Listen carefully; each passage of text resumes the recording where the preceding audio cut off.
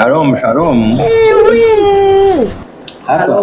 Hapo sasa mimi katika kusema ukweli, katika kukaa kwangu katika hii baa, kahaba ambaye nimemwona anaweza kuwa malaya ni wewe.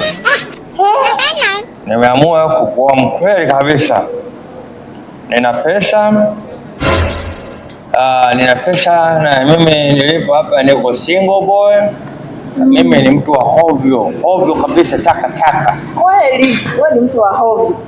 Sasa mwanamke, unapokutana prostitute na prostitute, yani wanaume wawili mwanamke mmoja, wanatakiwa kulewa kwa kutongana. Mimi nikishakunywa pombe ya Mungu, baa zote wanajua zinakimbilia chini kabisa.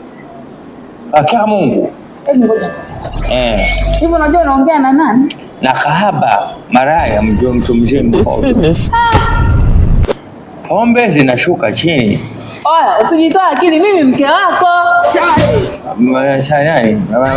Usimtoa jamani. Yaani leo umekuja vizuri kwa sababu mke wangu nikutoe out. Na mimi nimefurahi, ndio siku ya kwanza kutolewa out na mume wangu. Unaanza kuniita mimi kahaba. Mama chumpumu.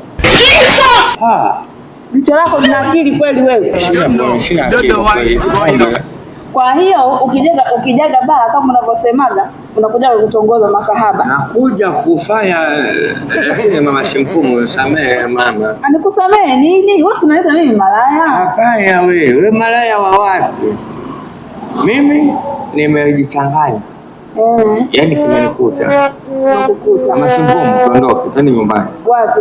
Nyumbani. Hakuna kinachoenda nyumbani. Wewe umeniita mimi malaya. Umesahau kama mimi mke wako. Kwa hiyo kila siku kijaga huko baa unaanza kutongoza makahaba. Nimeelewa baby. Umeelewa? Pombe.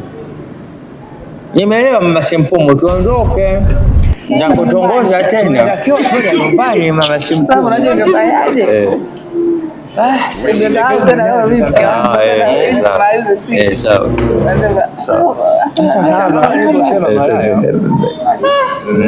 Mashimpumu.